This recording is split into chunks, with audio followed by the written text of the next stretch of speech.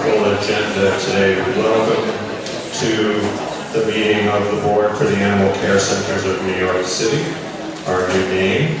And I'm also very happy that the Board, since we've last met, the nominating committee of the Board has found two excellent new members of our Board, and the Board has unanimously appointed them. I'm sitting next to one of them this morning. Karen Flight, we're very happy to have you joining our Board. I just want to quickly mention Linda Chin, who wishes she could be here, but she's in Scotland. She was just appointed last week and she had prior plans, so she's out of the country.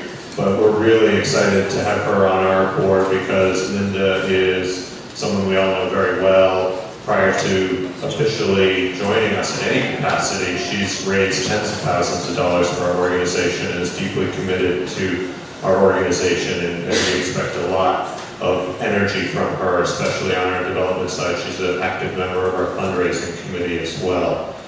So we're happy to have Linda. And Karen, it's great to have you here as well. We all know you well, but I know a few things you might want to share about your interest in our organization and your background with animals as well, including an owner of a lovely dog you probably want to tell us about.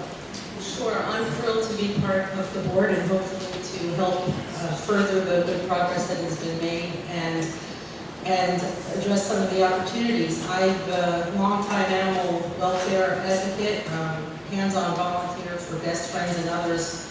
Work for the Humane Society and Catskill Animal Sanctuary. I have a rescue pit bull mix who came from the streets, and very passionate and really looking forward to contributing to the welfare of the animals in the city. So thank you.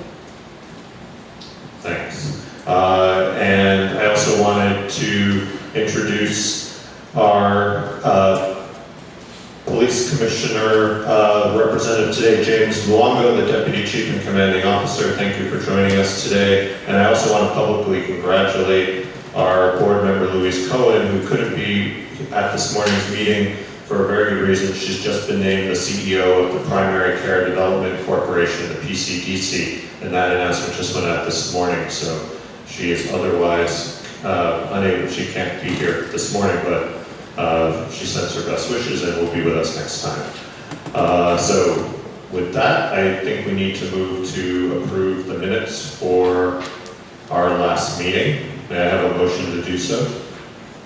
And a second? All in favor to approve? The minutes are approved. And we now have the matter of approving our budget for fiscal year 2016. We've all met and individually gone through line item by line item the budget, but I just wanted to have a quick top line overview before we take that vote.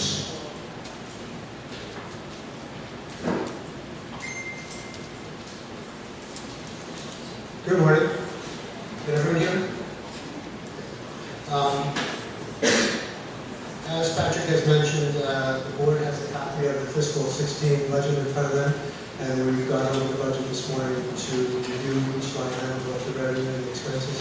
And just in summary, ACC is proposing a balanced budget of $15.7 million, which is a $700,000 increase to the fiscal 15 budget.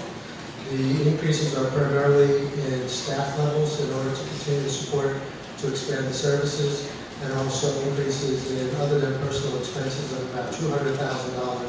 The largest increase in that area is primarily projects to improve the backbone of the care center. In terms of funding, the Department of Health has extended ACC's contract for another 3 years, and they are providing the same level of funding that they have in fiscal 15, which is about $12.9 million. In addition, there are several significant sources of funding, and the largest change to fiscal 15 being an anticipated increase in contributions to be received to help balance the budget. May I have a motion to approve the budget? And a second? All in favor of approving the budget for 2016? The budget is approved. And now we're going to have an update from Dan Cass from the Departmental.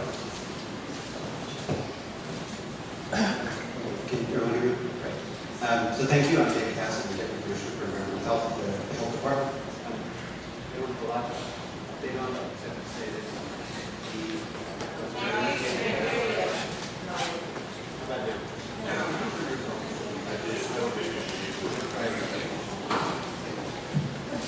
Is that better? Okay. As I said, I'm David Cassidy, the Deputy Commissioner for Environmental Health at the Department of Health. As Joe mentioned, the contract has been renewed, and that contract has been thankfully executed in time for a 3-year renewal for animal care and control.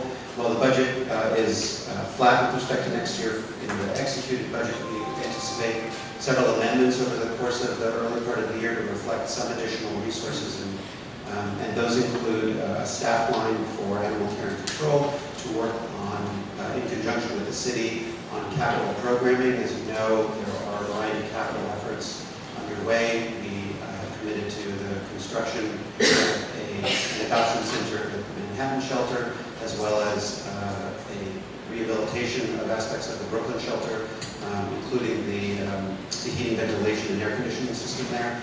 That requires quite a bit of coordination, which has already begun at the Health Department in regular meetings with animal care and control and a consultant to look at how to build those things out, and in particular work on how to begin to think about how we're going to stage the reconstruction of the HVAC system, given that the Brooklyn shelter will continue operating.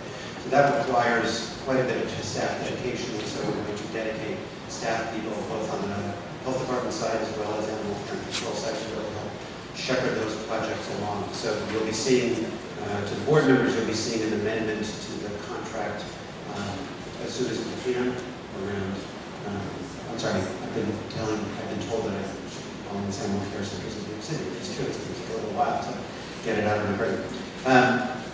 So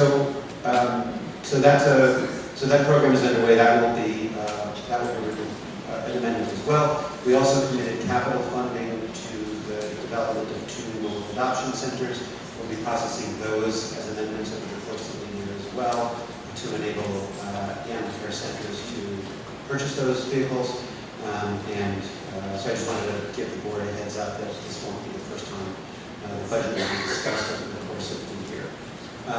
The last amendment to the contract that we expect at some point over the course of the year is that as the city has moved forward on its union agreements, which have, as you know, the city's municipal workforce, much of it has been without contracts for several years. Most of those agreements have been made, but not all of them. But shortly we expect to add funds to animal care and control to make their staff salaries go up in accordance with the general agreement that the municipal workforces have as well. So that will be another amendment that will be processed, hopefully in tandem with the others over the course of the year, like animal care centers. That's my essential update. If you have any questions.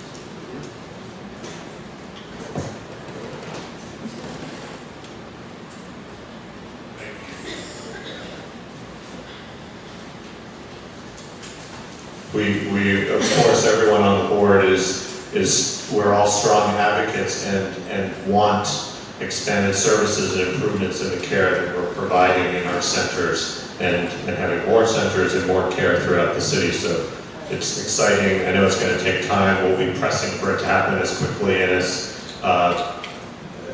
efficiently as possible, and do everything we can to work closely with the mayor's office and the health department to make sure that happens. So thank you. Our executive director, Risa, your report.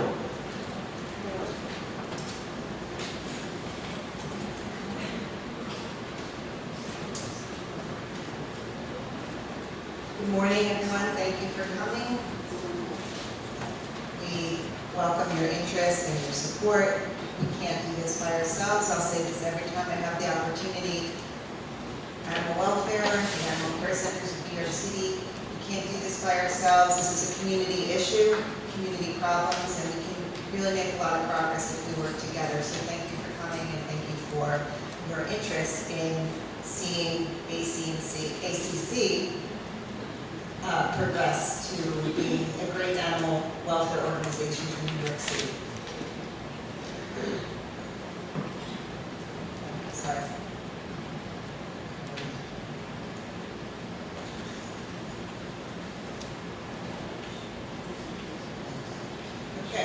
So let's start off with data. For the last 5 months, we last met in January, so picking up from our last meeting, this covers January through May. It does not cover June because we don't close our data until June 30th, and then it takes some time to make sure that the data is correct and verified. So we're talking about the last 5 months of ACC. The live intake, while it looks flat from 2014, it really isn't. We have created an admissions department which works really hard to help owners keep their pets in their homes, whether it's for financial reasons and they need grants. The ASPCA is a big partner with big grants, whether it's services in the community, food, veterinary care, behavior. We try and find the resources for as many owners who think that surrender is their only option.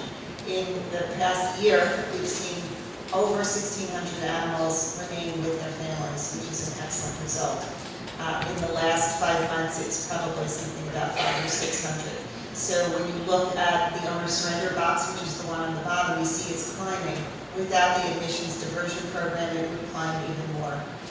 We also have a partnership with the Staten Island DA's office and VCA, and through our medical director, Dr. Levin, we created the Staten Island Animal Neglect Prevention Program to also afford services to individuals who may be at risk of either cruelty or some kind of neglect, which might result in that one of their animals coming into the shelter. So with those two programs, we hope to make a bigger impact on the number of animals that are coming in. As you can see, the number of stray animals is still incredibly high, 6,800. Also something that we will address in fiscal 16 with some programs dedicated to them.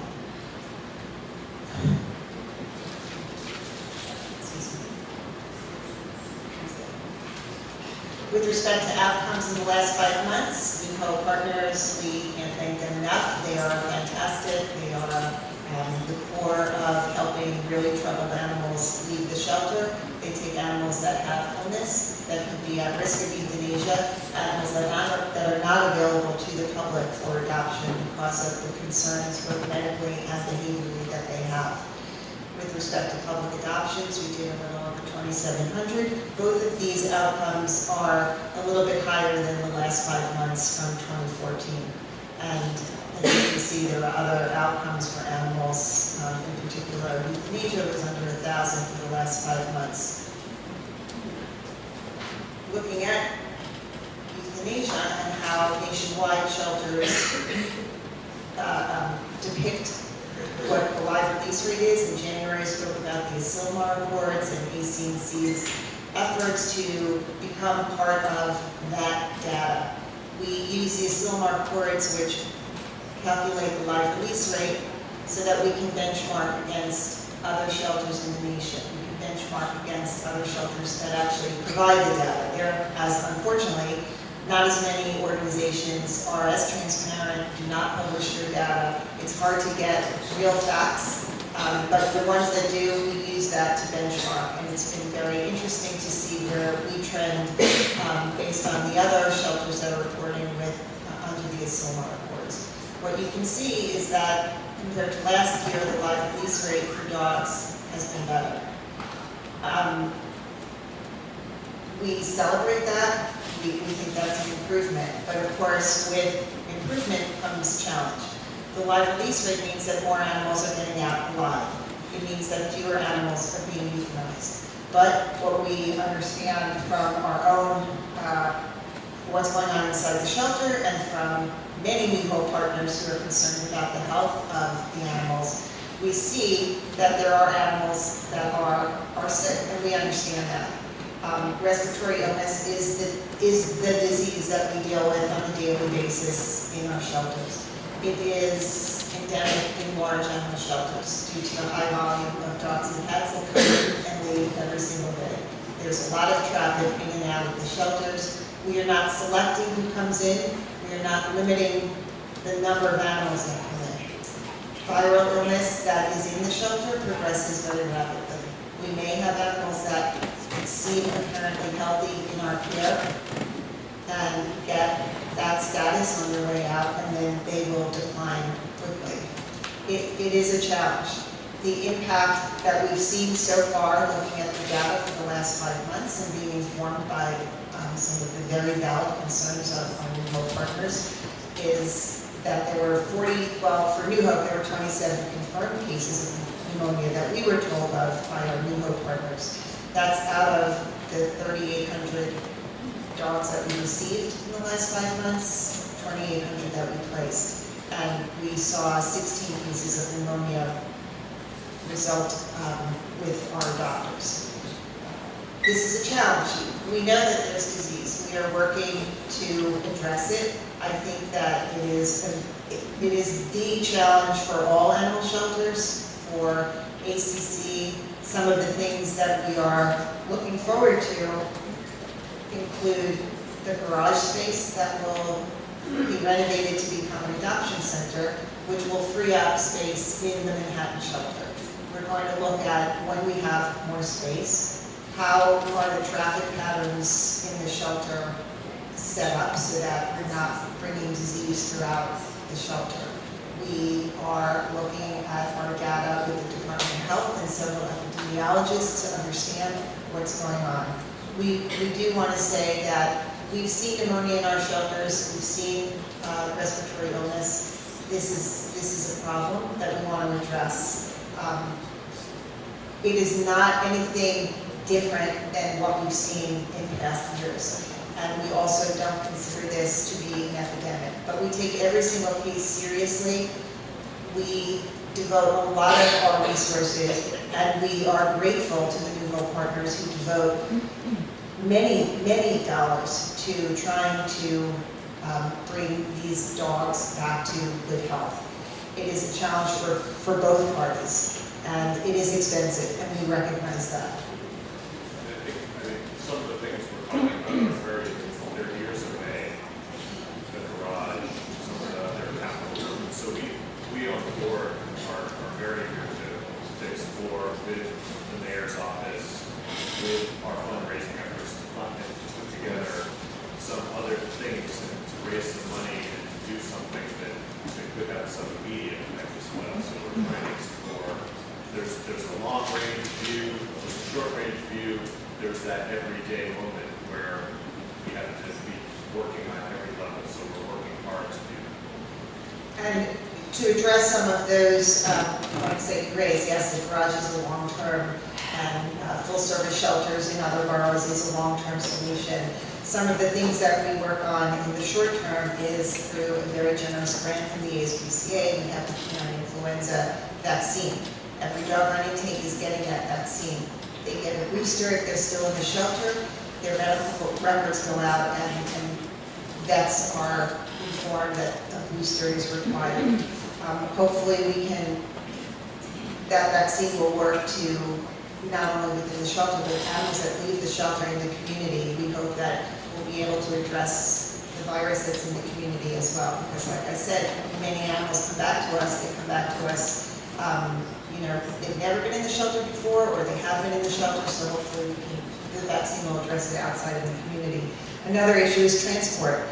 We have issues with getting animals out of the shelter quickly. When animals get pulled for our foster program, we have dedicated not only one vehicle, we have another vehicle in the works that will be strictly devoted to getting animals out to our foster partners. The sooner animals leave the shelter, the better chance of success health-wise they will have. We're working with the Mayor's Alliance on transport outside of New York City.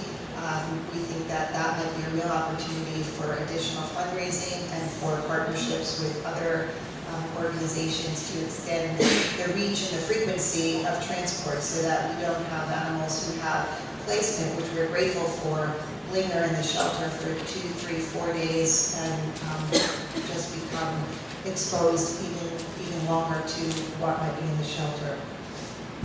We are struggling in terms of making sure every animal gets all the attention that they need if they were in a private hospital. There's 80 animals coming in every day. Our staff need to be vigilant, and we have lots of staff who are trying to make sure that the dogs have been examined, that they've been vaccinated, that we're making timely decisions. And it's a challenge, and we're working on it, and we're adding staff. And the goal for fiscal 16 is to add a lot more medical staff so that we can at least try to address the illness issue in a more aggressive way.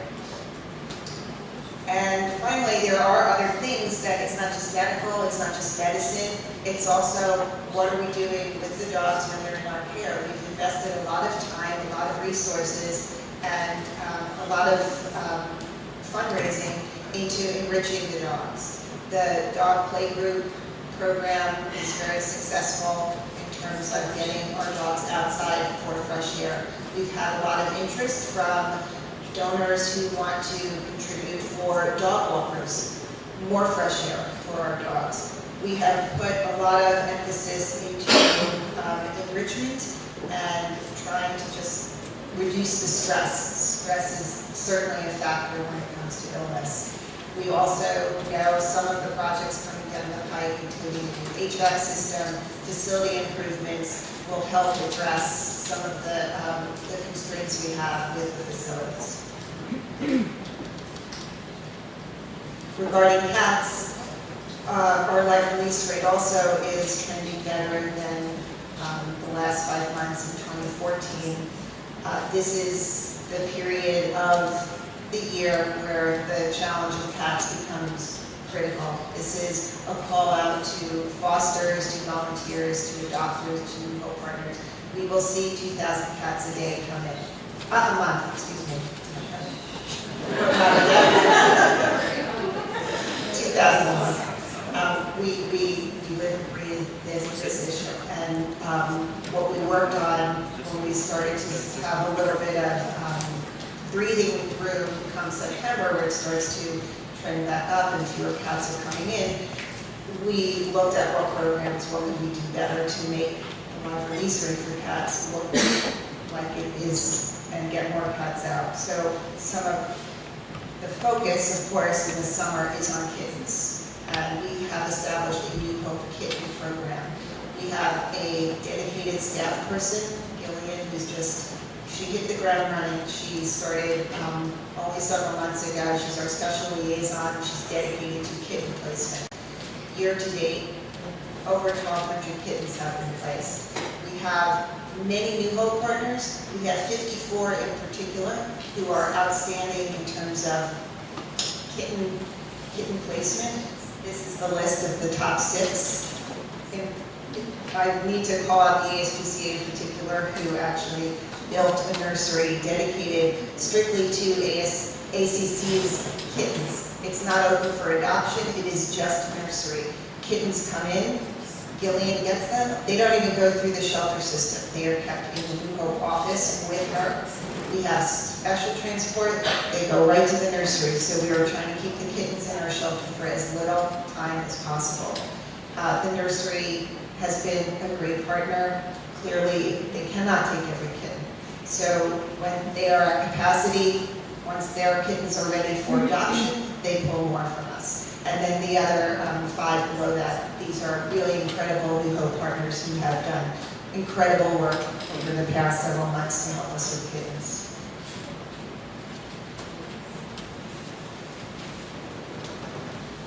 I also should mention that our foster program is part of the success we're seeing with kittens and with the live release rate for cats. In June, we have had a foster orientation every Tuesday night at our offices. And anybody in the audience, on the board, if you know any colleagues, friends, family who are interested in being fosters for us, we are every week having foster orientations. It's a great way to get animals into homes, keep them comfortable, away from stress, away from disease, and really give them a really optimistic outlook for placement.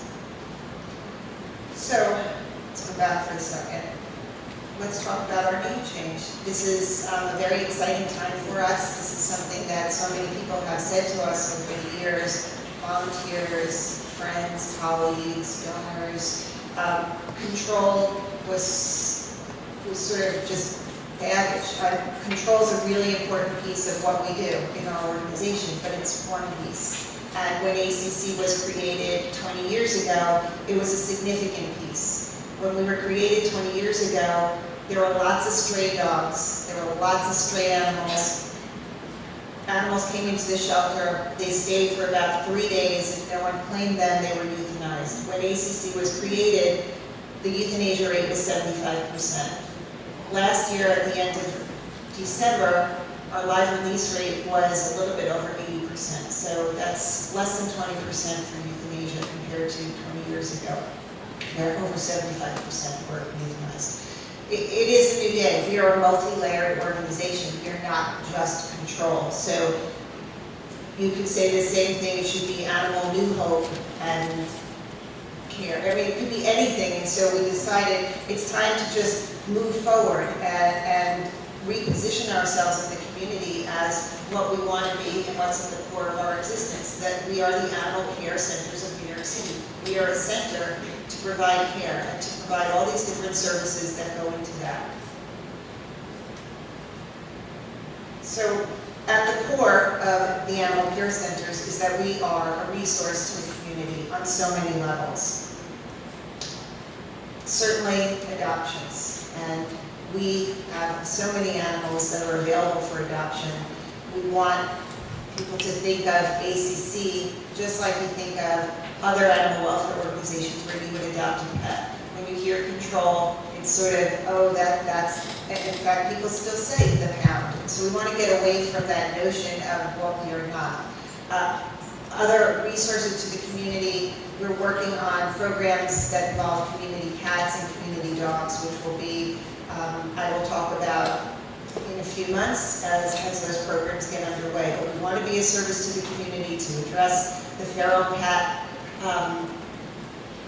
that are out there, people who are managing feral cat communities, people who need just help with the cats that are in their community, who don't see the need to pick them up and bring them into the shelter as the solution for a healthy outcome. Same thing with dogs. We recognize that there are plenty of communities that don't even know there is an ACC where you can adopt a dog, and we see that for breeding. And so we want to address that, and in particular we have a grant that's in the works with State Senator Klein to address this very issue in the Bronx. Behavior enrichment, another resource to the community. We're trying to make the animals that come into our shelter social. Certainly the dog play groups, people want to go to the park with their pet. They live in apartments, so all the activity that goes into enriching the dogs and the cats to make them healthier and better candidates for adoption. Our admissions department, I spoke about earlier, the goal for this next year is to defer 2,500 animals. We really want to crack the code on the intake. We will never get ahead of so many of our challenges, including illness, if we can continue to see over 30,000 animals coming to the shelter. Our field team, fantastic team, they're involved with cruelty. They work very closely with the ASPCA on cruelty cases. They are out there at 3 o'clock in the morning when there's a dead dog on the side of the road, when there's a cat stuck in a tree, when there's an owl stuck in an alley. They do it all. When there are chickens, 75 chickens on the side of the road on the Staten Island Expressway, they are out there. They are out there 24/7. They drive in a snowstorm, in rainstorms. We are out there. And while the control part was, is part of field, it is absolutely no reflection on their service to the community that we remove control from the name. But they are part of a very rich and multi-layered organization that will move us towards success. With development, we have a lot of good changes. The city has invested in ACC's ability to develop by giving us extra funding for positions and for communications. We are searching for a development director. We have created a fundraising committee, and I'll talk a little bit about that in a few slides. The foster and volunteer program, also unbelievable resource. They get not only do we need them to get the word out about ACC, they are a resource to us. They help us at our events. They're helping animals stay safe, stay healthy, and through their experience, we hope to grow these programs even further. And we've had some tremendous success in the last several months in terms of adding volunteers, especially to Brooklyn and our foster program. And New Hope, of course, again, we can't thank them enough. They, as you saw in the outcome data, they take a significant number of animals, especially the hard cases. They are taking animals that are at risk of euthanasia, animals that have illness, and animals that have behavior challenges, animals that are really very difficult with our resources for us to care for. We want to become the organization that is able to care for every animal with a treatable illness. And until we get there, we will rely on New Hope to the extent that they will rely on us as a place for animals.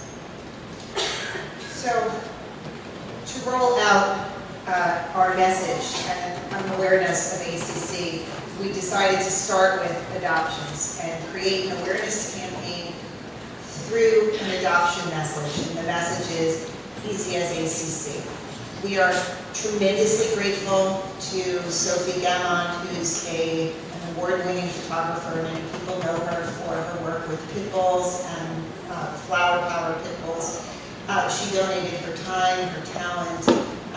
She worked on this concept. We spent a lot of time with her and her colleagues and a couple of other people in communications and marketing and advertising. It was really tremendous how much pro bono talent we received working on this campaign. And you will begin to see these in subways. Right now, they're on the Upper East Side. That's the target, hoping to drive traffic to Manhattan. Clearly, an ad campaign is expensive. This is done on a very tight budget. Sophie gave us her time for free, and many other folks as well. But we need to figure out a way to sustain this campaign for a very long time. Easy as ACC is the message we want to get across. We want to be anything that we do as a resource for the community should be easy as ACC.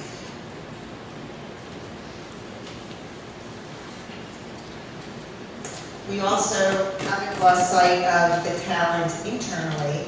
We have some incredible superstars who just graphic design photographers. I would name names. I will miss so many people in the organization whose job is not to do this, who might be in adoptions, they might be in New Hope, they might be in behavior. Then we have Amy, who does our events and our graphics, and Jessica. I mean, I don't want to leave anybody out, so I'm not going to mention too many names. However, this is what they do. They have a great time with their animals. They take these photographs. They come up with these ideas. It's our own little ad agency in-house. And our promotions are really important to us.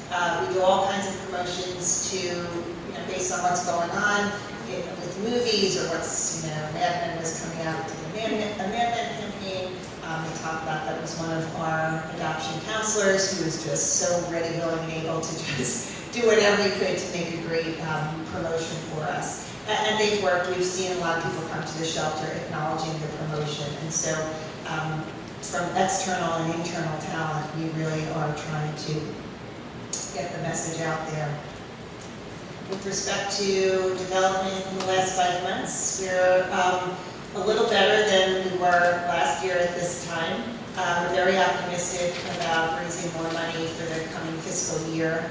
In January, we established a fundraising committee, which is made up of donors and supporters who are really vested in our success.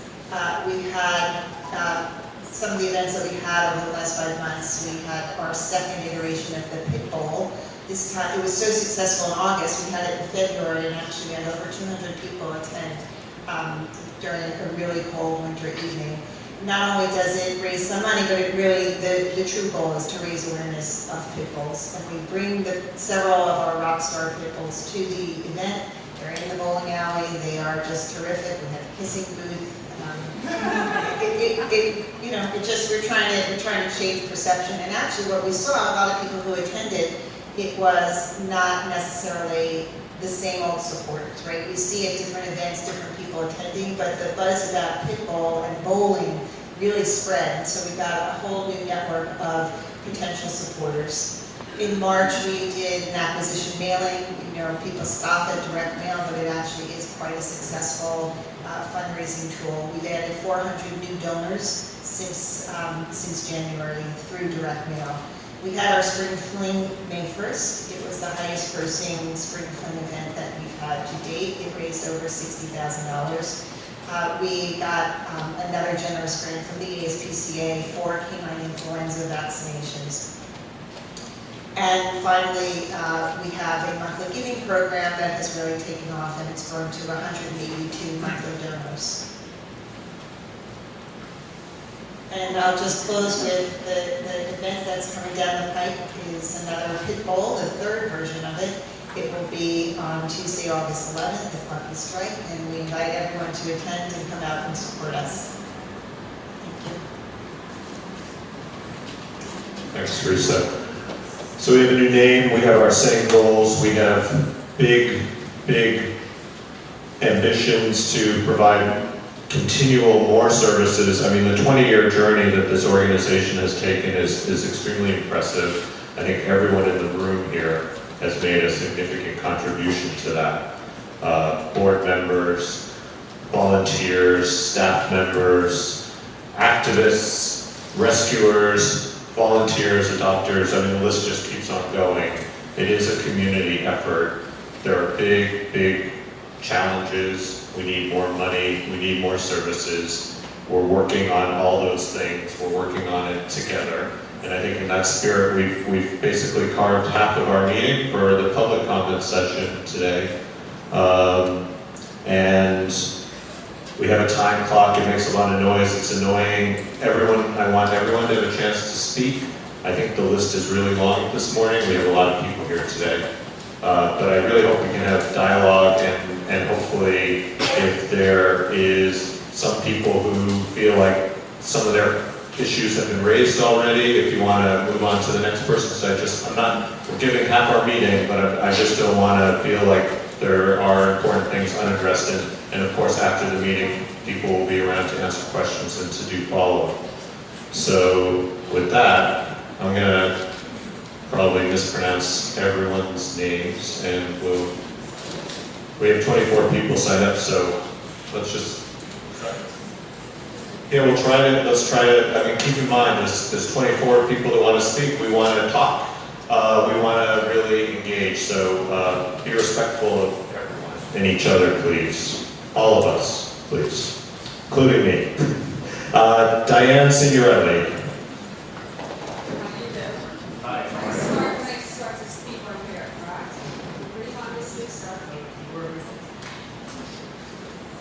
My name is Diane Signorelli. On April 22nd, 2014, at 3 p.m., I went to Staten Island Animal Care Control to adopt Bella. I explained to Anna Zalachik, the manager of the facility, I was leaving for Puerto Rico the next day and wanted to adopt Bella and take her directly to my vet in New Jersey for boarding and medical treatment. I was told that my 40 years German Shepherd dog experience meant nothing to this manager, and this 8-month-old unspayed dog would be adopted by a man who owned a full-grown Akita. And I got thrown out of your shelter by your manager and her boyfriend that was standing next to me. I met Phil Griss, the temp tester, when I got back from Puerto Rico. That dog was still in that shelter, even though your no-hope people said that they were taking the dog on the 23rd, the day after, when I was in Puerto Rico. I thought the dog was safe. The dog was still there. She died of severe mange, upper respiratory condition, which could have been prevented if I took that dog on the 22nd and took it to my vet. The girl laughed at me. She had, her eyes were black, dilated, and rolling in her head. And I believe they are running a puppy mill, because why would she want to give a dog unspayed to a person who owns a full-grown Akita?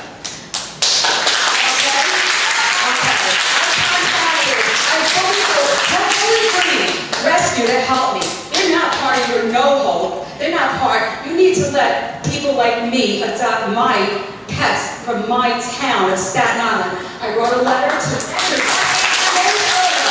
I'm going to the DA's office when I leave here, and I want to file complaints, and I want them to arrest the tester and Anna, and I contacted the Department of Health, Deputy Commissioner, and I stated the same thing to him, Mary Merlino. He told me the dog was a biter. So first the dog is available for public adoption, then it gets sick, you leave it in there, it doesn't get any treatment, and then you abuse me, and look at my face and tell me you don't want to hear about my PTSD, that I wanted that dog for my service dog. I'm shaking, but my voice is going, and I'm not going to allow this.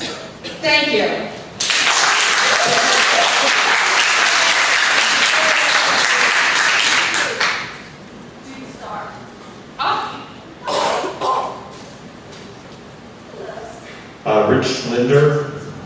Rich Linder, or Lindy? Lindy.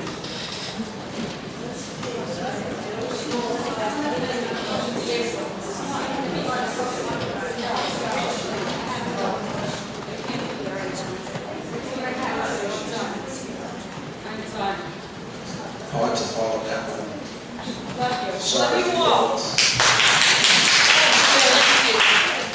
Hi, my name is Rich Lindy. I volunteer for Love you too. a few rescue groups, mostly straight from the heart. I'm here just to relay, thank you. We've been around about 20 years. We used to pull about 400 dogs a year out of the shelter. We're a founding member of the AIDS Alliance and part of the home. I want to read a statement from our attorney, Tony. She wasn't here, wasn't able to be here. She's in court, just one page, to be quick. It's a statement from Straight from the Heart, a founding member of the AIDS Alliance. In 2009, Straight from the Heart, a New York City-based dog rescue organization in New York City, sued the Department of Health for failing to comply with the shelter law of 2000, requiring full shelters in the Bronx and Queens. Obviously, every borough should have a shelter. Right now, Bronx and Queens do not. Our complaint described the ACC animals fall sick to overcrowding situations. Obviously, that could be alleviated with additional 2 shelters. As a New Hope member, we were drowning in vet bills attempting to nurse these sick animals back to health. I don't know what percentage of dogs don't come out of the shelter with chemicals. Anyway, the more dogs we pulled from the ACC, the further in debt we got from the vet bills. We actually sued the city for monetary damages for those vet bills, along with the suing them for the 2000 law that requires each borough to have a shelter. The city's response was, although they had no legal obligation to pay us for damages, and they had no but they would uphold the law for building shelters. A trial judge agreed with us and ordered the city to build those shelters. The city appealed the mid-level decision. Of course, they appealed that. It would cost them money, I guess. But we didn't give up, and just as New York State's highest court had agreed to take our appeal, indicating that we would prevail, the shelter law was actually rescinded, so that they made a deal that was very quiet. They made a deal with the Department of Health that they would not require ACC to pay them any money. Anyway, 4 years later, there's still the overcrowding situation, and I'll summarize since I heard the bell. In order to stop the financial hemorrhaging, actually Straight from the Heart and other groups have stopped pulling dogs from the ACC. They just can't afford it anymore. Obviously, anybody in this room who says that shelters aren't urgently needed in the Bronx and Queens are just wrong, misguided, or into some other misconception. Obviously, a world-class city like New York deserves a world-class shelter. At least a world-class shelter.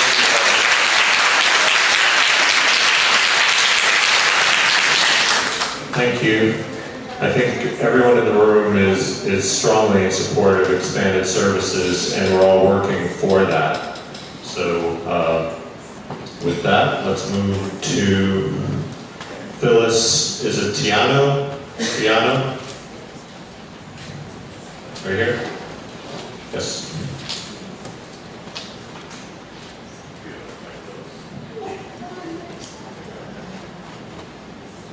Good morning. My name is Phyllis Tiana. I'm the president and founder of Law Safe and Newport Partner. I am also an ACC volunteer with the Lost and Found program. To date, 7 dogs recently pulled from ACC have died within days after being placed with animal rescuers. Those dogs quickly became seriously ill, and the rescue groups placed them at emergency clinics. By tracheal wash method, the clinics confirmed the following diagnosis for those dogs that died in their care: canine influenza, herpes, E. coli, kennel cough, and mycoplasma. ACC's intake medical records reflect that these animals showed no signs of any of these conditions. It's reasonable to assume that they contracted the whole host of deadly respiratory illnesses while at ACC. To date, 4 rescue organizations have closed their doors due to mounting vet bills. Since pulling our first canine influenza dog from ACC 9 months ago, my group has faced $26,453 in vet bills. Unfortunately, we have now ceased rescue efforts. ACC staff seem either indifferent or unconscious about the problem. As I learned from the ASPCA's Glendale Spay Neuter Clinic, the ASPCA often returns ACC animals without being operated on because they arrive sick, and the Glendale Clinic was unaware of the most recent outbreak. You guys have an epidemic on your hands, which no one is willing to acknowledge and rectify. What would happen if us 200 rescue organizations stopped pulling ACC animals? Passing these sick animals on to unsuspecting members of the public via public adoptions or a New Hope rescue is not acceptable. You must take appropriate steps to protect the animals in your care from contracting these diseases in the first place. This is in memory of Elliot, Olivia, Allie, Cotton, and Vanilla. May they rest in peace.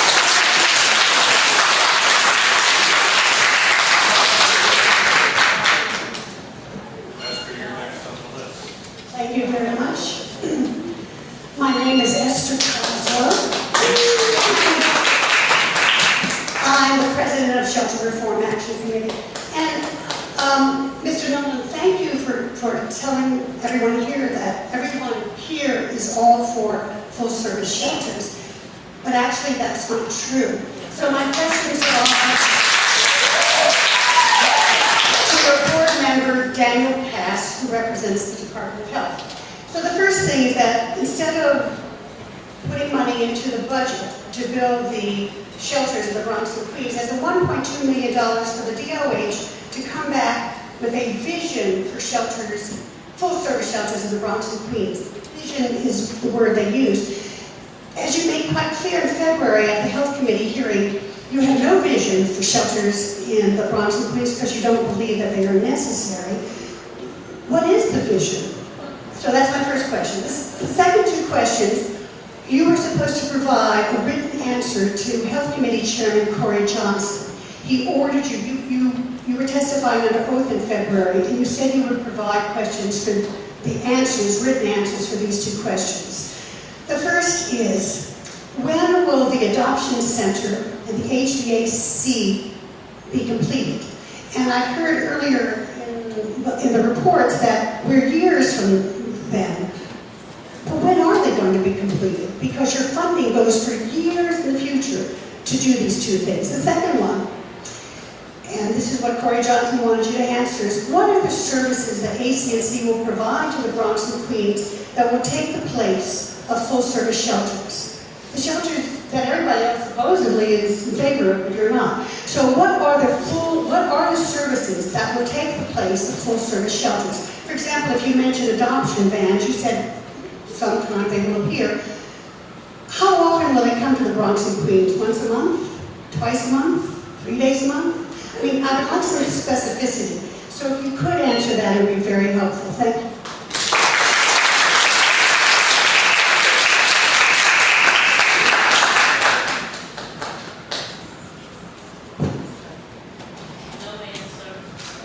If you just allow me to turn on the You were? Thank you. So, I'll shout. You may not hear me. So I think everyone knows that I'm not going to take a long time because we have a lot of other people to hear from. We have provided written answers to Corey Johnson. Let me just sort of address the question of timing.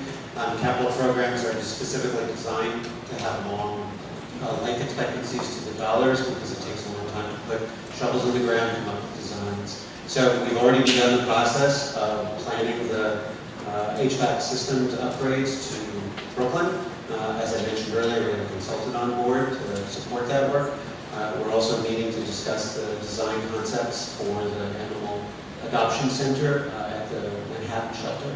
So capital programs take a long time. Construction is not a quick process anywhere in the city.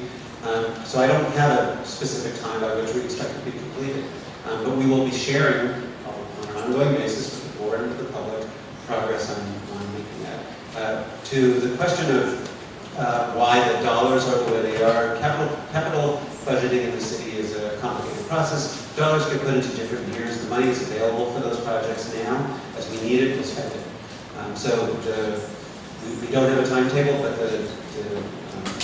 there's nothing financially that's preventing us from moving forward. These things just they will take time. We're fully committed to working as quickly as we can to moving these projects along. And as for full-service shelters elsewhere in the city, in the Bronx and Queens, we are working on a plan to basically acquire property to try to figure out what the right suite of services are on those things, what the size and scale will be. Those are difficult things to manage over time because the property will dictate the capacity, and the capacity need and desire will dictate what we look for in terms of property. So these are difficult things to do. There are properties that just immediately make themselves available to the city for shelters, and I think as everyone knows who's actually followed this issue in an honest and sincere way, there's a lot of community opposition to shelters. So we're looking forward to an opportunity to work with communities, elected officials, community boards to try to find the best possible place for where these all. Ellie Frank. Ellie There's Frank. one more question you didn't ask, services for the Bronx and Queens. Ellie Frank.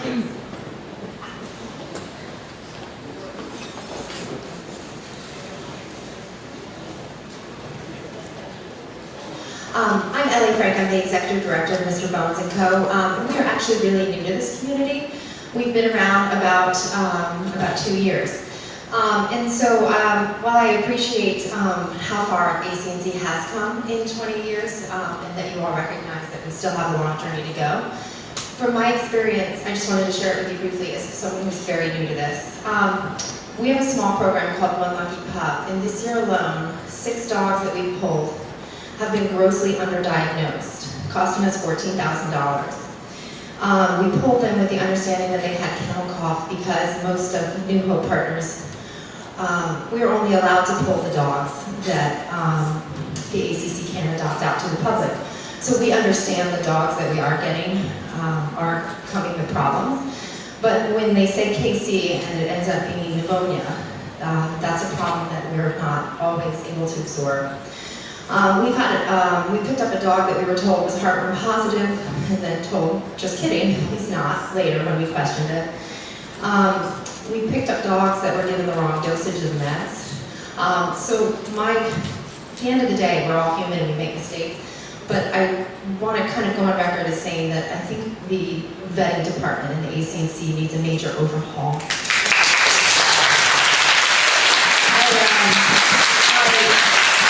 I understand that you are adding more medical staff in 2016, which is fantastic, but what type of training program are they going to go through? I hope that you take all that into consideration. We just pulled a litter of puppies that we were told were 5 to 6 weeks old. They're 3.5 weeks old, and they were given a distemper vaccination that they shouldn't have been given. Again, we're all human, but vetting, you're now the care centers of New York. I really want the emphasis to be on care. I think it's important. The last thing I want to bring up is pit bulls. We predominantly rescue pit bulls. And I love that you guys have done pit bull, but very quickly, I do notice in the adoption events that are for the public, as well as our Rescue the Runway, we had to request that ACC not bring one of the dogs and bring a pit bull instead. if you guys are promoting pit bulls, and you are, which is wonderful, but they make up the majority of the shelter dogs. They should be more visible to the public. We should be championing pit bulls, not just saying they're great, but showing how great they are. But otherwise, I can appreciate how far you've come, and I thank you all for working so hard. Thank you. Ashley Carone.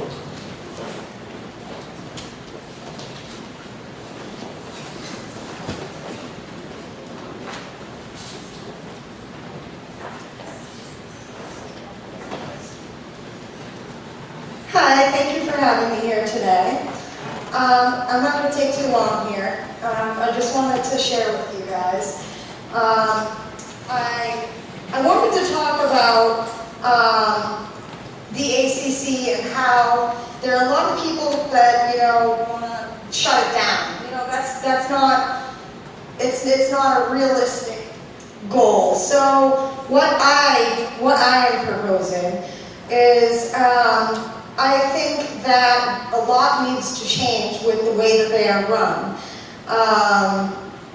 All too often I watch young, healthy, average dogs that could be perfect in any home killed, and the sick, injured, or unable to stand or walk, or aggressive dogs are spared. Why? Why are we not saving the young, healthy, well-tempered dogs? Because time, space, and funds are being exhausted on animals that never should have been offered for adoption in the first place. In 2014, 14 animals were destroyed each day, making a total of 5,095 animals killed in 2014. Down from previous years, but still not acceptable. Why were 5,095 animals killed when, as of 2009, according to a 7-year grant application, ACC was required to save all healthy animals, part of the Zero Healthy Deaths provision, still in effect now, as shown on the front of their grant in 2011.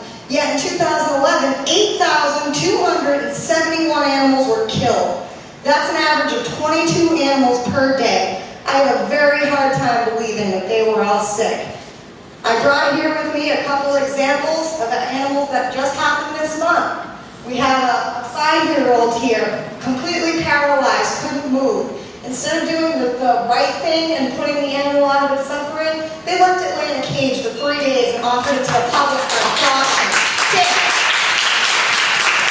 And instead, we put down a perfectly healthy 9-month-old that wouldn't fit in any home, and a perfectly healthy 2-year-old that another perfect saver. We euthanize these dogs and we give these guys 3 days to suffer and kill them anyway.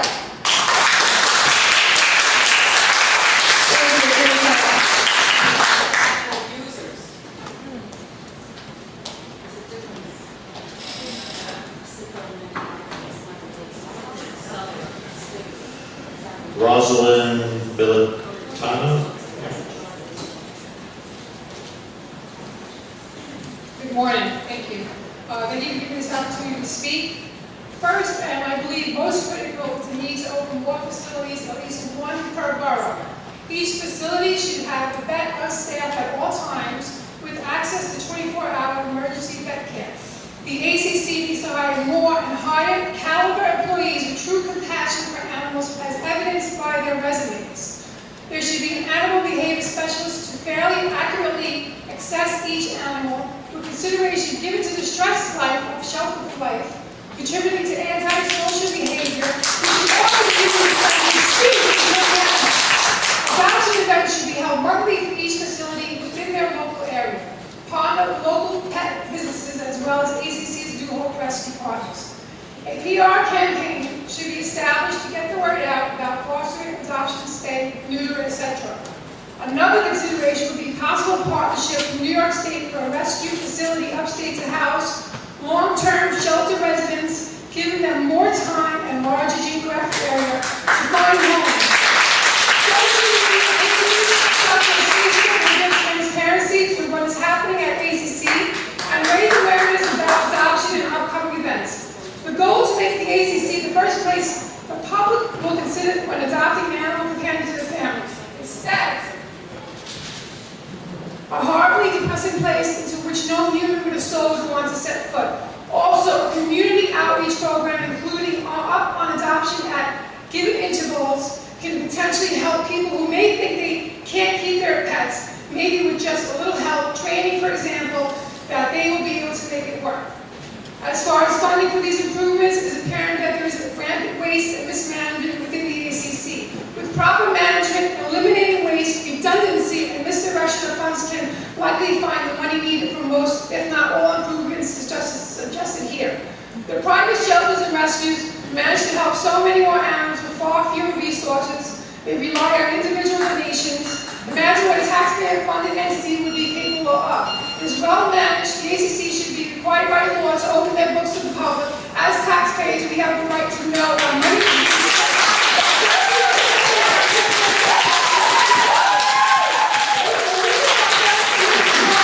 The Human Dog and Cat Festival being just one, and thousands of animals killed each year is going on. As we speak, we are just as guilty, if not even more so. Most people who give up their pets actually believe that the ACC will find them homes, nothing to be further from the truth. Without the help of local trustees, local groups, urban pets and death rows, and members of the public who never these animals who care that would end up being killed. There is no care in animal control, and the seems to be animal control.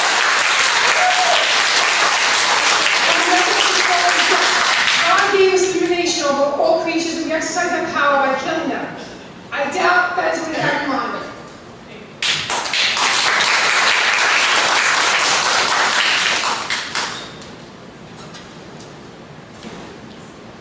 Amy Marino.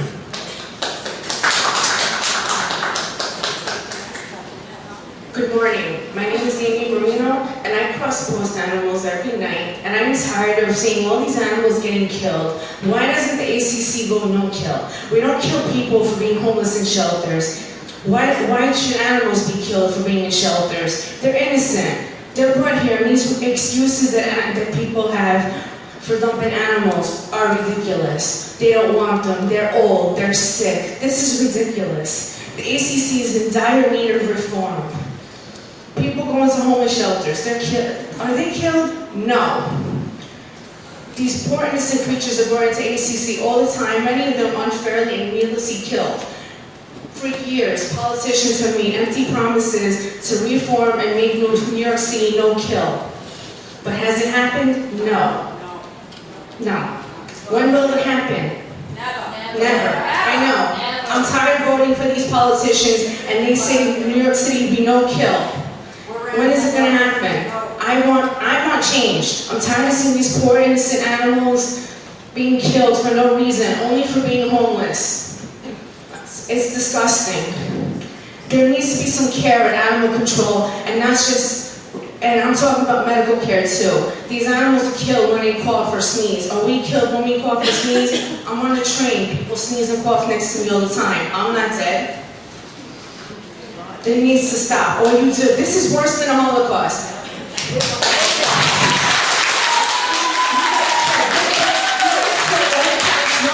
Old dogs, young dogs.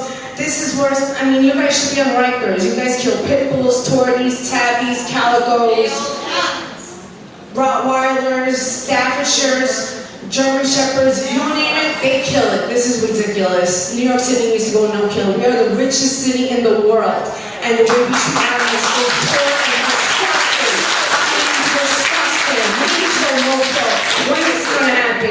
Do it for the animals. I mean, are people of New York City who dump their animals here informed of what their tax dollars are going to? Do they know what happens to these animals if not found homes or adopted or New Hope rescues or found? No. New York City needs to go no-kill, and now.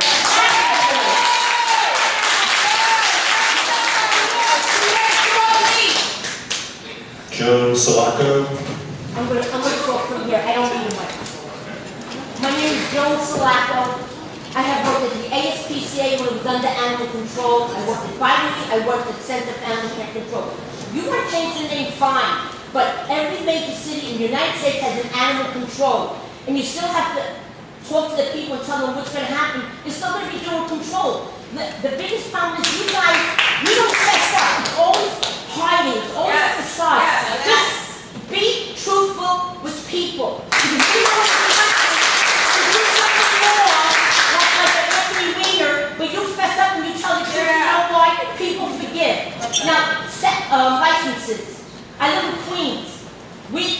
probably more likely to live in Manhattan. I deserve a shelter in Queens before I die.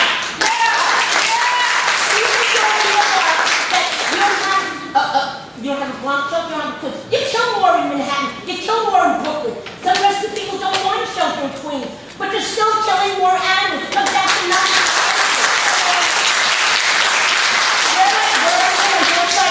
I read an article a few years ago. Oh, a great place is going to be a shelter on Hillside Avenue. I thought that's great. A bus ride away. They mentioned your name. What happened? I don't know what it is now. It's still the Estates. You can see it on Hillside Avenue.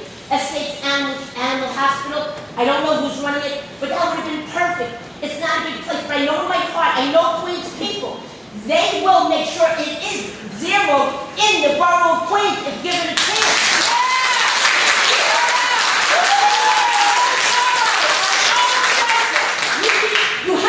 You have to look at the other side. Go on the computer. I go 24/7, cross-posting. I see these beautiful dogs, pit bulls and whatever. Go on the computer and see what's going on. What they say about you, I can't believe the shit happens in that shelter. I used to work there.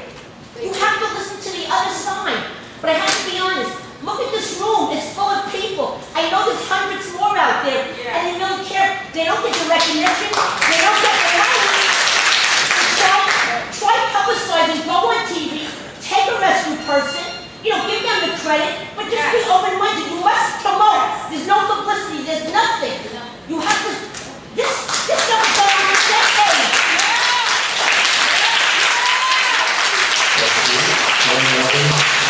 Since the 1970s I've been doing this, and it's 2005. This is New York City. We should be the example to the whole world.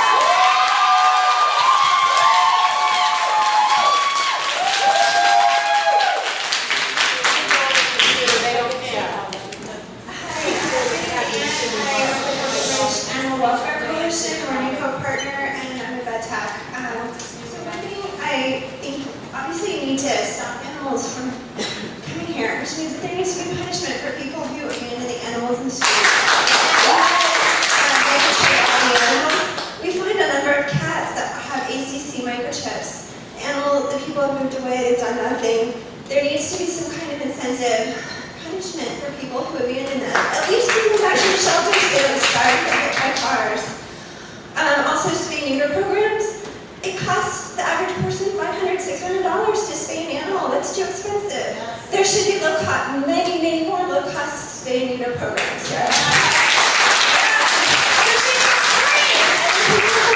medical conditions or treatment that is given, it's very problematical. Most of the animals I pull are from medical, a lot of neonatal kittens. I'm really tired of getting cold, stiff kittens when I get them late at night. And this is after the drivers have come after hours to bring them to me. They're working too hard. The people at New Hope are working too hard to give me these kittens. And I work too hard to try and keep them alive. I don't need to be dealing with sicker kittens because they haven't been living. The vaccine protocol is awful. We routinely get 2-month-old kittens that have had rabies that have not been given appropriate vaccinations. And the owners, when they get them, are not told about the vaccine protocols.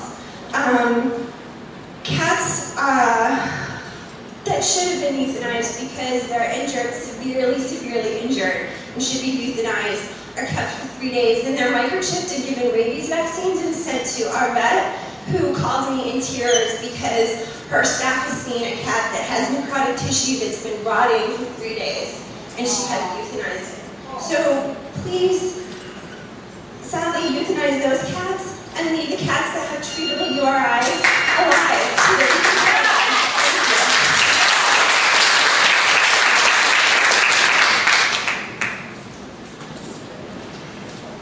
Adelia Harrison.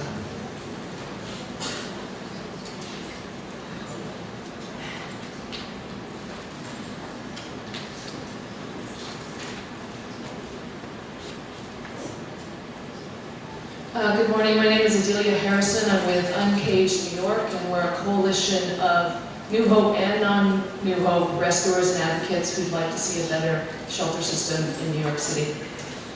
Almost all animals that come into ACC healthy will fall ill from shelter diseases, as we've been been hearing, some get extremely sick. New Hope rescuers, as we've been hearing, spend thousands, even tens of thousands of dollars treating cats and dogs pulled from ACC. Many animals come up positive for multiple upper respiratory viruses, as we have heard. And if we don't pull them, they are slated for euthanasia, even though it is ACC that has made them sick in the first place.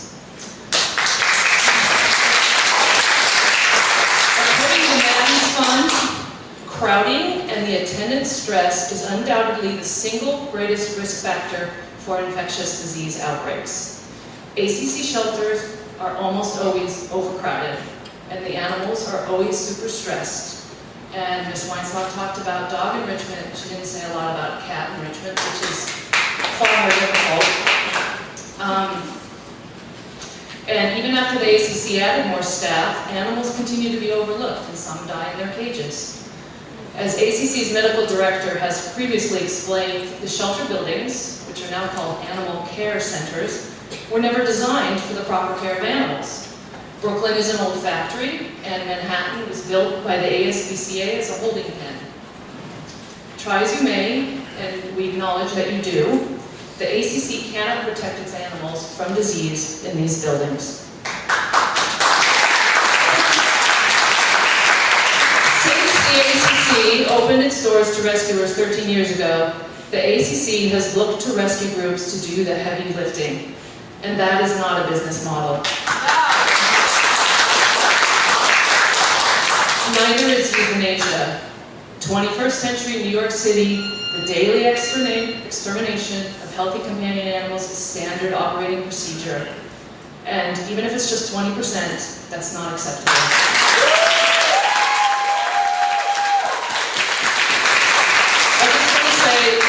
How can the city, the DOH, and the board and management of ACC, how can you control the spread of infectious disease and stop the euthanasia of healthy animals without new shelters? Thank you.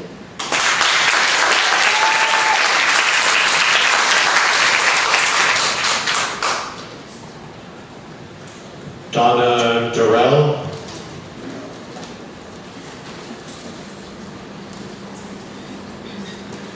My name is Donna Durrell, and I was with Rebound Hounds as a co-founder. I was there for 4 years and pulled over 1,000 animals. I left that rescue, formed a new one, and applied for new status in 2014. I have sent 8 emails, and my lawyer has sent 2 emails, with only one response that they have for our application. No approval, no denial. From what I hear, other rescue groups are in my shoes, waiting for years. The ACC has put down thousands of animals from January to April. You would think the shelter would want as many good, responsible rescue groups as possible, helping to get these animals safe and improving their numbers. I don't understand the holdup, since now these rescue groups are not pulling because of the exorbitant amount of money needed to vet these animals because of the sickness prevalent at the shelter. I don't know what the next step is. Thank you.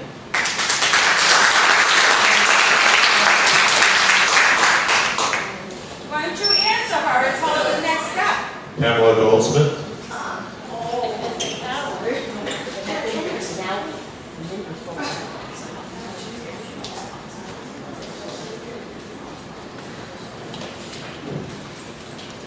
Okay, my name is Pamela Goldsmith, and as with many in the room, I wear multiple hats. I'm an animal advocate, an individual rescuer, the founder and chair of Big Hands Little Paws, a New York City-based New Hope Rescue, on the steering committee of Uncaged New York, an attorney, and importantly, a concerned constituent. But today, I'm going to be reading a statement from another rescue group, Treasured Canines, who unfortunately were unable to send anyone due to work commitments. And since we are a cohesive community supporting each other, I'm going to read a statement from Kristen Edmonds, their president. Treasured Canines is an all-volunteer, nonprofit dog rescue specializing in a rare breed, the Korean Jindo. We are the only rescue dedicated to the breed outside of California, and as such have pulled dogs from shelters across the East Coast and even Canada. We have noticed that while upper respiratory infection, URIs, is common among all shelters, The strains coming out of the New York City ACC system are far worse than we've seen from other shelters. We have pulled dogs from comparable urban animal control facilities, such as Baltimore County Animal Services, Associated Humane Society of New Jersey Newark, and Animal Care and Control Team of Philadelphia. The dogs from these facilities with URIs were easily treated with doxycycline and recovered by the end of a couple of weeks at most, and their symptoms were not severe. By comparison, the dogs we pulled from the New York City ACC system with URIs have not responded quickly to doxycycline, and our vets have started prescribing chloramphenicol and Temerol P because the URI symptoms are severe with excessive nasal discharge, lethargy, and coughing. Treatment with doxycycline alone takes in excess of 4 weeks in most cases. As an example, we pulled 2 seriously ill dogs, one with what turned out to be canine influenza, and one with serious pneumonia that eventually claimed his life. This statement is not a criticism of the New York City ACC system, but a true comparison from our first-hand experience with the dogs. The animals coming from the New York City ACC system are coming out with strains of URI that are much worse than comparable shelters. For the sake of the animals, we implore the DOH to take immediate and serious action to research and fix this inherent problem. Thank you.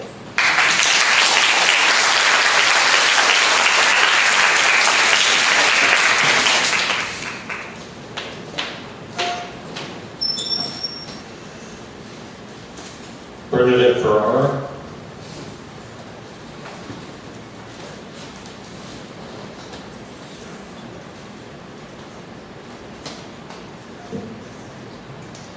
Good morning. My name is Bernadette Ferrara. I'm the co-founder of the Bronx Animal Shelter Endeavor, BASE.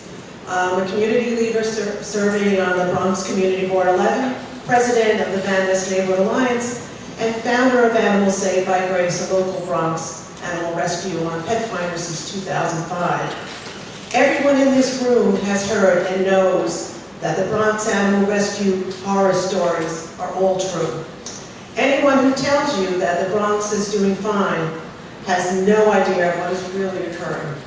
So why must we work so hard to convince the mayor, the ACC, Department of Health, that this process is real? In June 2014, BASE sent a detailed proposal to Mayor de Blasio, cost of how TNR programs can save Bronx taxpayer dollars. When the cost of euthanizing, $300 per cat, is compared with that of TNR, the total potential savings to Bronx taxpayers could cost $11,962,500 plus. Transforming the pet receiving center into a spay and neuter clinic would cost $40,000 for a one-time startup cost for a 2,000 square foot. Operational cost will be approximately $1,385 per day, times that by 345 days per year. That comes out to about $517,825. There will also be training for part-time jobs in the field as TNR animal rescuers. Having this in the Bronx would relieve at least a third or more of intake animals to the ACC. The DOH provides $100,000 a year for surgery only to low-cost income families' pets, to projects like the Toby Van that services the Bronx.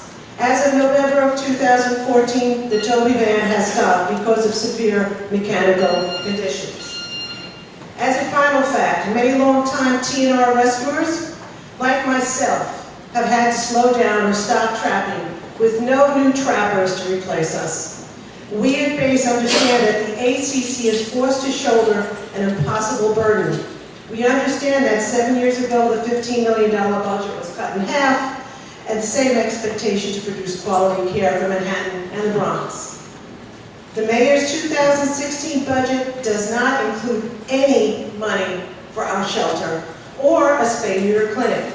The Bronx crisis will only get more urgent, passing this on to ACNC. It's time to acknowledge the elephant in the room and do something about it. Thank you.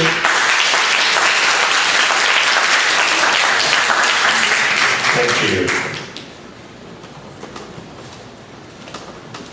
I haven't seen, I would love to see that report that you put together, those numbers.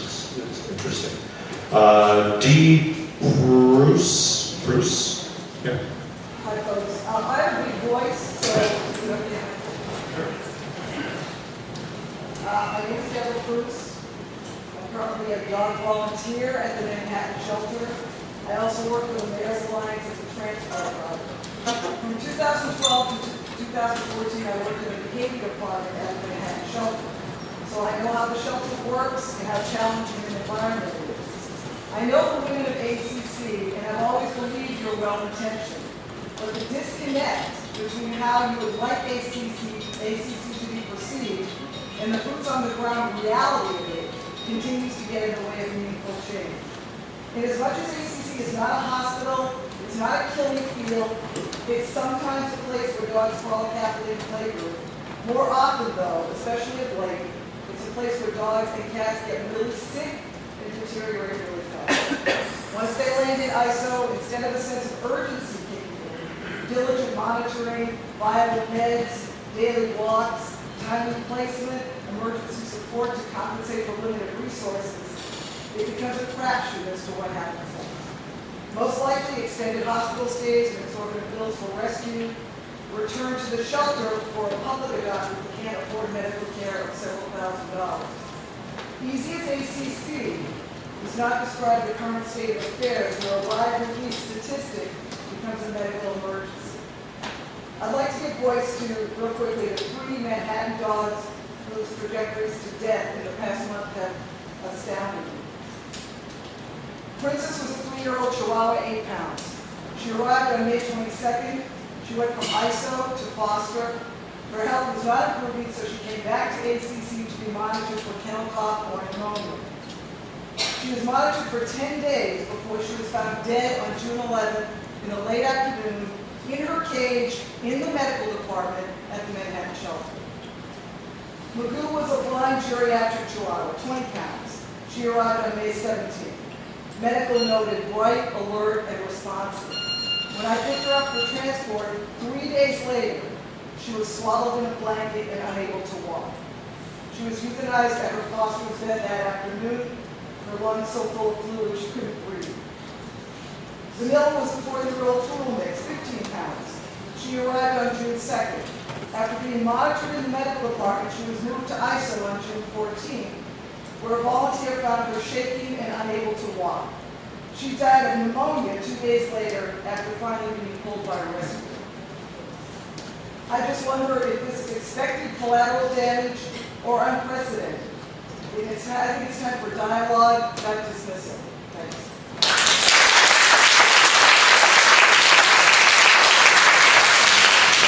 James Heineman.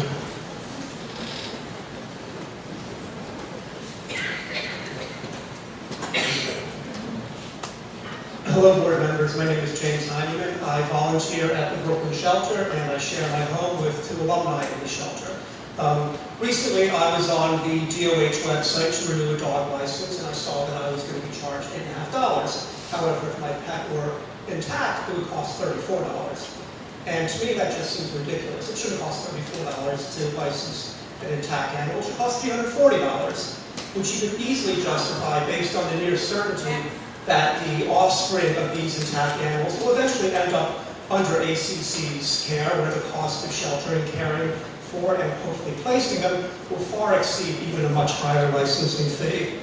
And that's if it's even legal, because if there even is such a thing as a responsible breeder, that person isn't operating anywhere in the 5 boroughs. So other than medical necessity, I really see no justification for having an intact animal as a pet in New York City.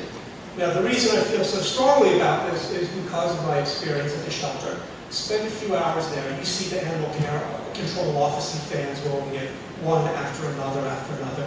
There are patrol cars, NYPD patrol cars out front with animals they brought in, and just regular people surrendering stray animals that they picked up on the street. It never ends, 365 days a year. And despite all the city resources, you're spending all the private fundraising, the volunteers, the heroic efforts of the New Hope partners, we're not even keeping our noses above water. The numbers just don't work. There are a limited number of households who are able to take these animals in, especially the larger dogs, which most apartment buildings don't even allow. And ultimately, I mean, what I see is that the shelter is primarily a mass warehouse for unwanted animals. And the consequence of that is what we've heard about today, the contagious diseases, the misdiagnoses, the human error, all of which is exacerbated by the sheer volume of animals that we're trying to deal with. And ultimately, I don't see how we adopt our way out of this. We really need to get much better at spay neuter, and then I think we can become a different kind of shelter that really focuses on working with animals that have behavioral and health issues that need specialized professional care they can get with us, working with families having medical or housing or health financial crisis where they can't keep their pets. I think we'd all much rather be doing that than cleaning up the mess left by some jerk who decided to make some money selling his puppies on Craigslist. Thank you.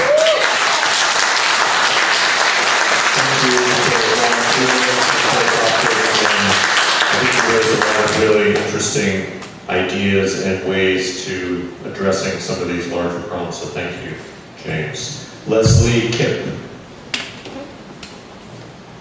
Leslie? Okay. Tom Skopak. Hi, Tom.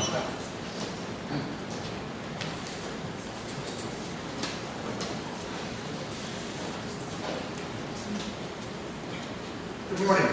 Having attended these meetings on a regular basis, I am encouraged by the strides made so far this year to increase your live release rate, as well as the increase in adoptions over last year. I hope this trend continues so that there's far less reliance on new local partners to achieve the live release rate numbers going forward. But you've made no progress in that arena. You've become even more reliant on rescue groups as they continue to pull 2.5 animals for every one placed by the ACC. Another major concern is your continued reliance on the at-risk list to place your animals. So far in 2015, 1 out of 3 dogs end up on the at-risk list. 21% of all dogs placed through April were dogs that appeared on the at-risk list. So your touted 92% live release rate doesn't disclose the underlying weakness in your live savings. You rely on rescue groups and at-risk pools to do the same for you. As you know, the live release rate is only one measure of several to track how effective and successful the shelter system is. It does not measure operational efficiency, such as controlling infectious disease, providing prompt and appropriate care for sick or injured animals, and ensuring psychological well-being of shelter animals. The live release rate serves to hide the ACC's critical weaknesses in these areas. Additionally, your fundraising efforts haven't achieved any real traction. In 2015, the ACC raised $1.5 million in donated funds and services. In 2014, we raised the same amount. In order to become a first-rate shelter system, the ACC needs to be raising funds at significantly greater levels so as to bring more resources to bear on operational issues. City funding should be a floor and not a ceiling. The animal advocacy community is asking the ACC to look beyond its live release rate. Work to improve the health and safety of all animals entering the care centers. The rebranding to animal care centers should not be in name alone. It needs to be cultural and actionable so that the city has the world-class animal welfare system it deserves. Thank you. Thank you.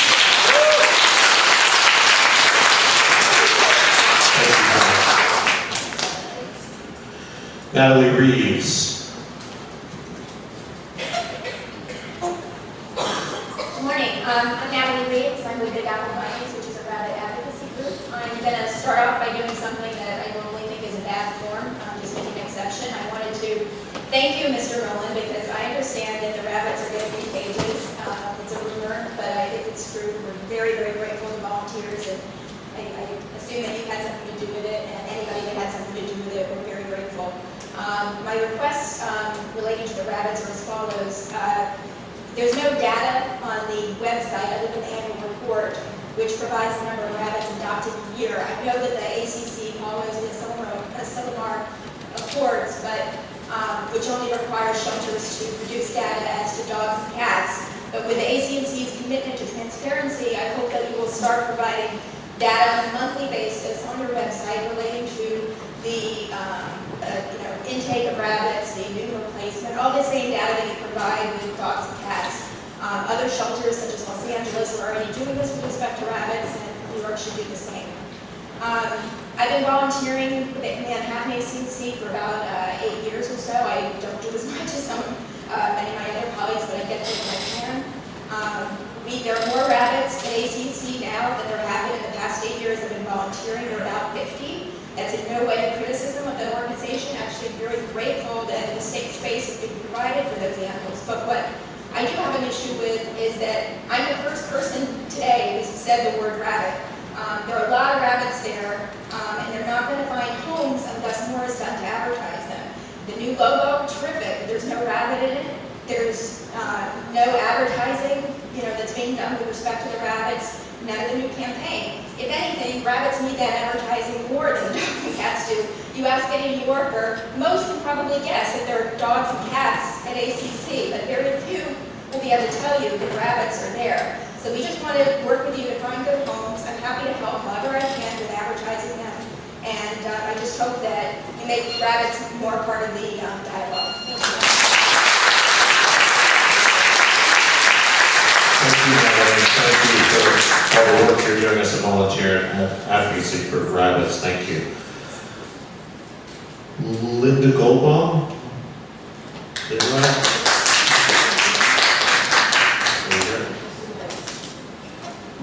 Hi. Are you going to speak? I can come back to you. We've got 3 more people. Zelda, Pencil. Hi, Zelda.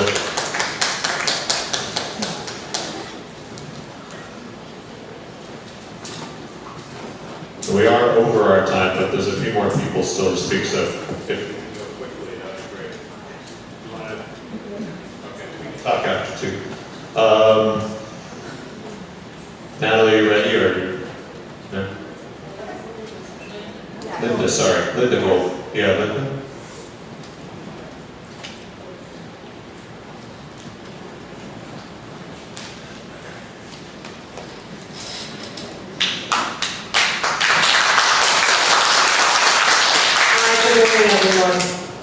To the board members, as an animal advocate, I'm watching the at-risk list daily.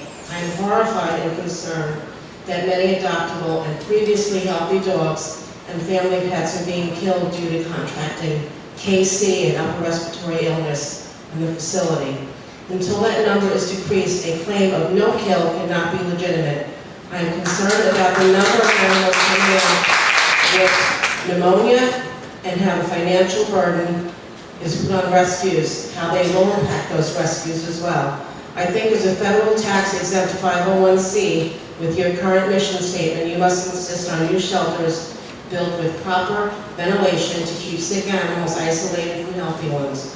Until there is accountability on this matter, animal advocates cannot be satisfied with your efforts at making improvements in such things as advertising. You must tell the public about the animals you are not saving, as well as those saved. I would like to ask each board member and director present at the June 24th meeting, what makes you uniquely qualified to be involved in animal welfare?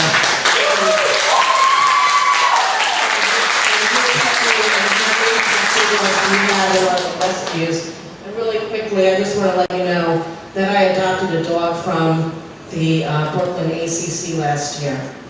He was sick with kennel cough, and they were going to kill him.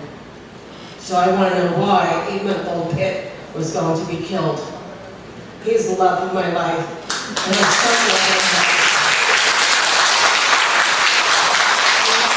why they didn't kill a cat giving birth while she was giving birth.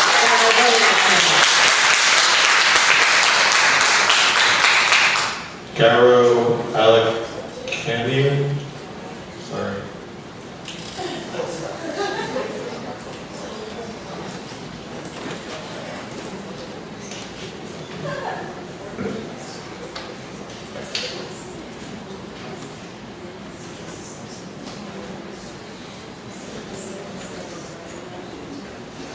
Running short on time, so you're going to read this out. Yeah, very good. Permit me to briefly introduce our organization, Companion Animal Network. Along with the ASPC and the Mayor's Alliance, we've been at the forefront of assisting in the improvement of New York City's animal control services. On November 12, 1992, City Council Resolution 985 credited our organization for educating the council on the sad situation of New York's animal control system at the time. Consequently, Companion Animal Network authored the state legislation which caused the creation of the ACC. In 2005, we founded the nation's first surrender prevention program at the ACC. In 2009, specifically at the ACC locations, we founded the nation's first low-cost, full-service mobile veterinary hospital for low-income pet owners and those who adopt from the ACC. The low-cost Vet Mobile has become a high-volume 311 referral service, which has even been reported by Moscow television news as the reason why New York City had recently reduced its animal intakes and euthanasia. The report is on our website at lowcostvet.org. After the launch of Vet Mobile in 2009, surrenders at ACC were reduced by 34% within our first 3 years, the first significant reduction in decades. The wholesale changes which we and every other animal welfare organization have sought for decades have finally begun to be implemented to the credit of the current ACC administration. Improvements have occurred in staffing, decor, security, adoption, and surrender policies, to name a few. Despite such improvements in 2013-14, most of our 34% reduction in surrenders were reversed, with an 8,000 increase in surrenders. This backward slide occurred due to 2 reasons. One, the increased hours of the ACC locations encouraging the drop-off and run mentality with the public. And 2, the termination of the low-cost Vet Mobile at the Brooklyn ACC due to being robbed twice at gunpoint. ACC has stated that the great majority of the 8,000 increased surrenders originated from Brooklyn. Precisely during the years, the Vet Mobile treated 1,500 fewer animals in each of the 2 years since we ceased services at the dangerous East New York location. A total of 3,000 fewer animals were serviced by the Vet Mobile in 2013-14, of which we are all but certain that at least 2,000 were surrendered to the ACC as a direct consequence. These 2 statistical facts lead to the irrefutable conclusion that at least 2,000 of the 8,000 increased surrenders would have been prevented had the Vet Mobile continued its services at the Brooklyn ACC.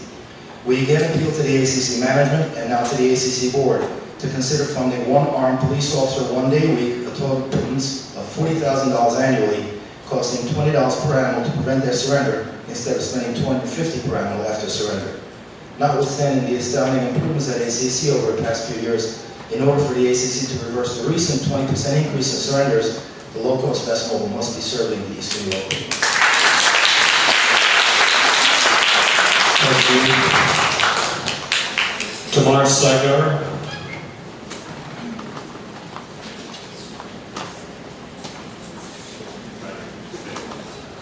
Hi, I'm Tammy Sager. I'm just a concerned community person and a dog lover. I came because I'm concerned about it feels like we're on the brink of a real health crisis of these dogs that are coming out of the ACC. Right now, a horrible crisis has hit Chicago shelters. Over 1,000 dogs have died of this terrible strain of canine influenza. And it sounds like what is happening here is, thank God, not at that level, but is bordering on a crisis. There needs to be, just listening and following on social media, there needs to be an overhaul of veterinary practices and the vaccine protocol. And I want to commend everybody who's here and all of the board members, because I think the fact is we all do love animals, or else we wouldn't be here. It's an incredible emotional burden for our children. And so I know emotions are obviously running high, and I just want to thank everybody who's contributing their time and their money and their lives. I also just, as a person who's not in this, timelines are needed for projects. And so while I do appreciate that capital programs take years, deadlines help. And I think that there should be. Finally, I just wanted to say that a lot of my concern for the animals is that it affects humans. Dogfighting and how we treat our animals is mirrored in how we treat other people. And I think a lot of people are scared of helping out at the ACC. I speak as someone who is, because we think of it as being a really depressing place. Or we should help out people instead. And I think that all of these things can be actually worked together in an integrated program. And I'm hopeful that we can make some changes in the future. Finally, Rich Libby. Okay. All right, that concludes the public sessions. Oh, sorry. Sorry, Ann? No? I didn't see. Yeah, we're running over time. We'll talk to you afterwards.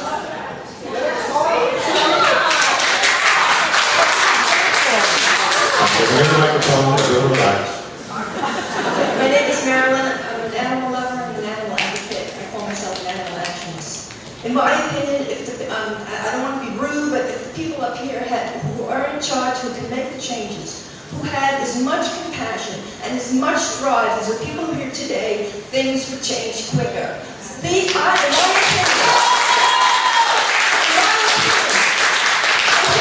can it be that animals are sick and this is acceptable as business as usual? In my opinion, the shelter should be shut down. It's an emergency situation, and you can get everything under control. We're making it so easy for people to dump their animals. People are not showing reality. People need to show. They need to be shown that in lifetime or whatever, the animals being killed, having needles stuck into them and disposed of. They need to understand that this is a good chance of what's going to happen to their animal. This has got to stop. The extermination of healthy, adoptable pets is unacceptable.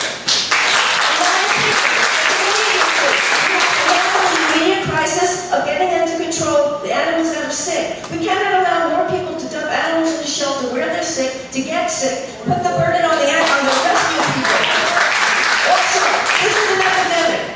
Shelters, we need shelters right away. That is a temporary solution. But right now, there is no reason whatsoever, with out-of-box thinking, with doing stuff that has never done before, with the power of the internet. There's so much I could think of. I could write a whole list that you're not trying, that you can try, and at least you can say you tried. There's alliances with companies, and so much can be done. But my other point is this. We need shelters immediately, just as a remedy to give them a chance. But we need to have a meeting, another meeting. And what has to happen is that just having extra shelters is not the cure for this. First of all, how are all these people easily getting animals so that they're ending up dumping them? We need to have a standard program. We need to have control. Unfortunately, I don't like specific legislation, but if 70% of the pit bulls are coming in and being killed, we need something to ban the breeding of pits. Something. There's so much to be done. This is not banning. It has to be like holistic health. You have to reach it. There's a whole thing that has to be approached. Also, one more thing. I have stood in front of pet stores. The other problem is, and rescue people won't like to hear this, I've been in front of pet stores telling people to adopt. They told me they tried to adopt, and that rescue groups make it impossible for them to adopt. So we have a whole big thing that needs to be addressed. An animal care center, but it has to be on every level. We have to meet again. We have to meet again and talk about how we're going to hit this on every level to make this happen.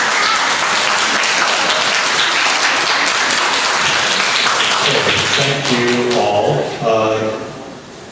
Our board meeting is now completed. Thank you for coming. I think today we heard we heard a lot from a lot of people, including you heard what we're working on here, and we've heard lots of passion and emotion around a lot of specific stories that we need to look into, and we need to all be working together. And this dialogue that I was hoping we had turned more into a reading of statements, so I'm not sure if anyone's really engaged with what we're trying to do and what we're working on, and I would welcome a continued dialogue as we move forward. Thanks all for coming.